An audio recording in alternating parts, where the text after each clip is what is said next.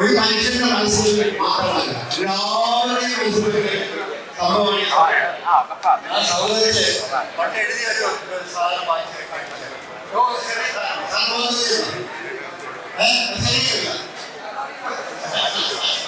ഒന്നില്ല സൗഹൃദ സുസ്മേര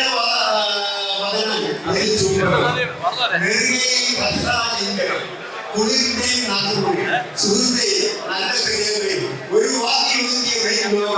സുഹൃത്തിന്റെ ജാലവാക്കിൽ മഞ്ഞപ്പൊഴി മനസ്സിലേക്ക് ഒരു കുഞ്ഞി ഗുരുവായി ആദരായി അവരുടെ അകലായി അറിയാതെ വെറുതെ പെയ്ത സ്നേഹനൊമ്പരം പോലെ അവർ പാടി വൈവൻ പ്രിയ മനസ്സൻ ഇരവിന്റെ യാമത്തിൽ ഇളം നെല്ലനായി അവരെത്തും ആരാം സൗഹൃദം കാത്തു. ഇതാണ് സൗഹൃദം എന്ന് പറയുന്ന വാക്കിന്റെ ഒരു ഡിസ്ക്രിപ്ഷൻ ഞാൻ പറഞ്ഞതാണ്. ആ സൗഹൃദം ഇവിടെ ഇരിക്കുന്ന ഓരോ ആൾക്കാരിലും ആ സൗഹൃദവും എല്ലാ സ്നേഹവും ബഹുമാനവും രണ്ടുമാണ്. തീർച്ചയായിട്ടും മനസ്സിൽ എന്ത് തോന്നിയാലും ഇത്രയും ആൾക്കാരുണ്ടെന്ന് ഞാൻ പ്രതീക്ഷിച്ചില്ല. ഞാൻ കഷ്ടപ്പെട്ടാണ് പറയുകയുണ്ടായി. ഞാൻ പ്രതീക്ഷിച്ച് കൂടുതൽ ആൾക്കാർ. അപ്പൊ നമ്മുടെ പ്രസിഡന്റ് പറഞ്ഞു ഇപ്പോഴെല്ലാം 6 മണി കഴിയേണ്ട അത് കാണാമെന്ന്. ശരിയാണ്, അതാ ഇത്താന്റെ ആ സമയമാണ്. ആ ആഹാരം തന്ന് മനുഷ്യന്റെ മനസ്സിലെ ആ കാര്യങ്ങളെല്ലാം മാറ്റി നിർത്തി ഇവിടെ എല്ലാവരും കൂടെ ഒത്തൊരുമിച്ച് ഇങ്ങനെ രണ്ടു വാക്കിൽ പറയാൻ ഇതിനൊരു അവസരം ഉണ്ടാക്കിത്തന്ന അശോകനും പിന്നെ ഇവിടുത്തെ 2 മഹാമന്ത്രിമാരുടെ ഞാൻ കണ്ടില്ല. പിന്നെ നമ്മുടെ പാളയമാണ്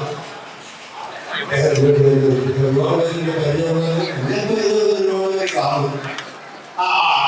ഉണ്ട് ആലപ്പുഴ കാര്യങ്ങളും പിന്നെ ഓരോടെ പിടിച്ചാൽ വലിയ അടുത്ത മന്ത്രിയാകാൻ പോകുന്നത് ആളുടെ എത്തുള്ളൂ. അപ്പൊ എന്തായാലും അത് മാത്രമല്ല എല്ലാ ആൾക്കാരും ഈ 2 വാക്ക് പറയാൻ സാധിക്കും. ഒരിക്കൽ കൂടി ഞാൻ ഈ നമ്മൾ ഈ കഴിക്കുന്ന ഈ ആഹാരം 2 വാക്കാൻ പറഞ്ഞു. ഇത്തരം ആഹാരത്തിൽ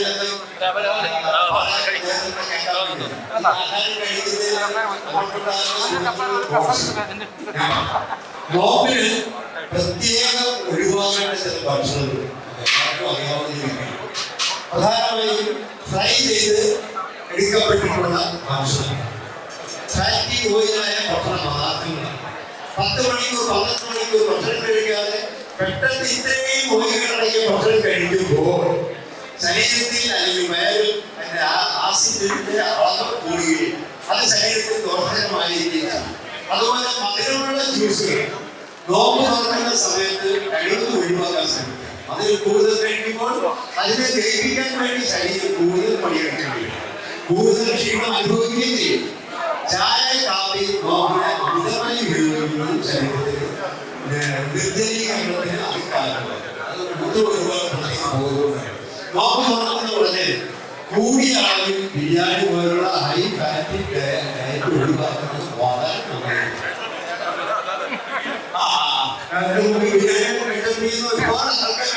അല്ലെങ്കിൽ വളരെയധികം ഫാറ്റി ആസിഡാണ്, ഹൈ ഫാറ്റി ആസിഡാണെന്നുള്ള ഓർമ്മ വരും. അതുപോലെ അച്ചാറ്, ഉണക്കമീൻ ഇതുപോലുള്ള ഭക്ഷണം അപ്പഴേ ഒഴിവാക്കാൻ നന്നായി.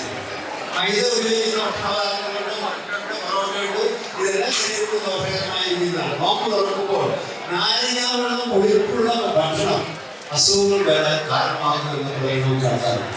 അതിന് 2 ദിവസമുണ്ട്. നാരങ്ങ മൂസമ്പി കഴിഞ്ഞിട്ടേക്കാൾ തലച്ചോറിന് ഉണർവ് നൽകുന്നവയാണ്. രണ്ടാമത്തത് ആശ്രയിക്കുന്ന ഫ്രൂട്ടുമായതുകൊണ്ടാണ്.